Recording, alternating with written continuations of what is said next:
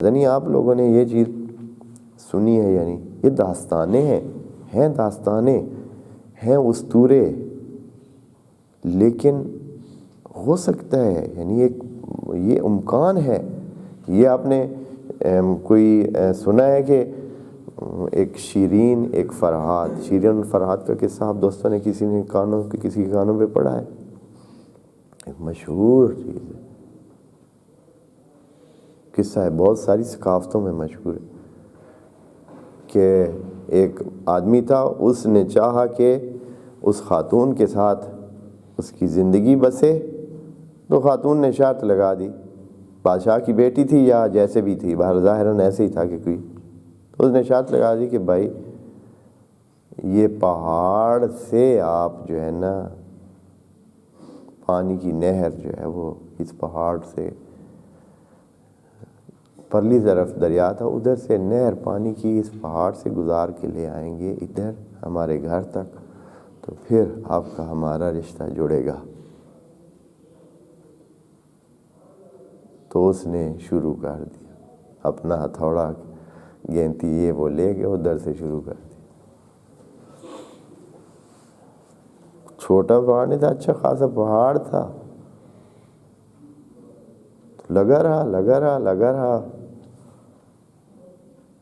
اس کی ہمت کے ساتھ پھر خدا کی قدرت جو ہے وہ شامل ہوئی، اور اس کو ایسی طاقت اس میں اتنی طاقت اس کے روح میں مل گئی اس کو کہ اس نے پھر وہ چاہتا جیسے جیسے چاہتا تھا تو آگے راستہ بنتا جاتا تھا. بالآخر اس نے کر کے دکھایا، ہو گیا.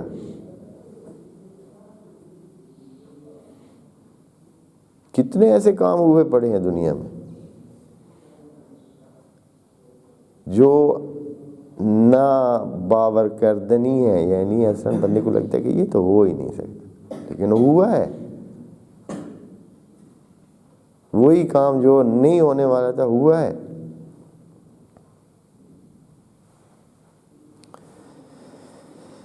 قرآن نے بھی ایسی انہونیوں کا ذکر قرآن میں بھی کیا ہے.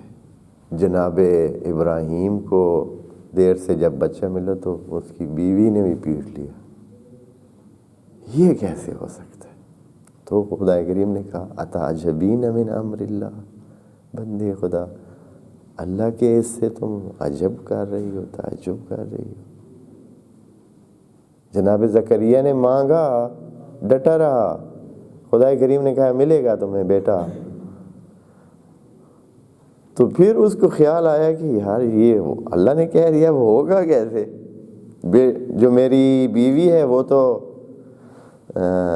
عاقر ہے، بانجھ ہے.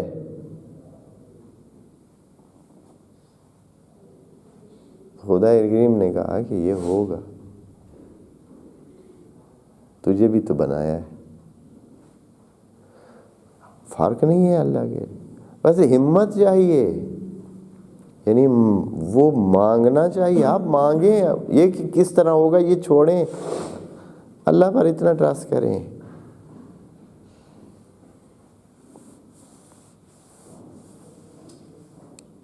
پتہ نہیں، میں نے کوئی بندہ تھا، اس کو قرآن کا شوق تھا،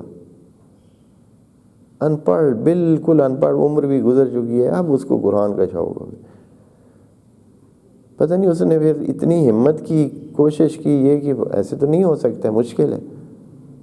خدا کریم نے اس میں شامل کر دیا، اس کو قرآن سارا حفظ ہو گیا. پتہ نہیں کیا اس کا نام ہے، خیات یا پتہ نہیں کوئی ہے اس طرح کا کوئی مشہور قصہ ہے.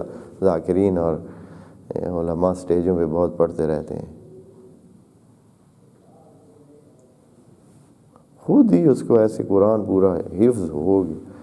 یعنی اس کو آپ ادھر سے مربوط جانیں کہ کوئی طاقت ہے، اس کا دخل ہے، وہ مدیریت کر رہی ہے، وہ ربوبیت کر رہی ہے.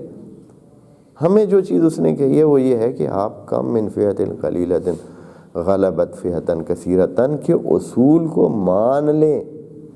کسی چیز کو یہ نہ سمجھیں کہ یہ ہم سے نہیں ہو سکتی، یہ کام نہیں ہونے والا.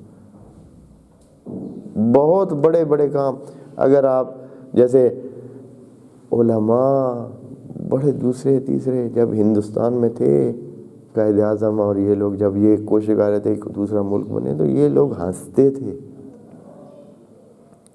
خصوصاً یہی علماء دین بھی بہت سارے تھے جو مخالف بھی تھے اور ہنستے بھی تھے، یار جھلا لگا ہوا ہے، یہ بھی کبھی ہوا ہے، یہ ملک علیحدہ بنے گا بھائی، ایک ملک بنے گا بھائی علیحدہ، انگریزوں سے وہ بھی انگریزوں سے آپ جو ہے ایک اپنا ملک بنوا لیں گے اور وہ بھی مسلمان ملک بنوا لیں گے آپ۔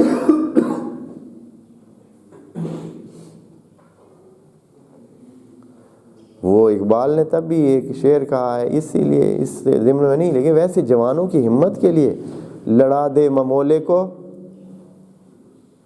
شہباز سے۔ ممولہ کیا چیز ہے، شہباز کیا چیز ہے، لیکن آپ میں اگر ہمت ہو تو آپ ممولے کو شہباز سے لڑا سکتے ہیں اور شہباز پر آپ کامیابی حاصل کر سکتے ہیں۔ کم من فئۃ قلیلۃ غلبت فئۃ کثیرۃ، مشکلات اتنی نظر آئیں گی کہ آپ کو ادھر سے ہمت آپ کی ختم کریں گی۔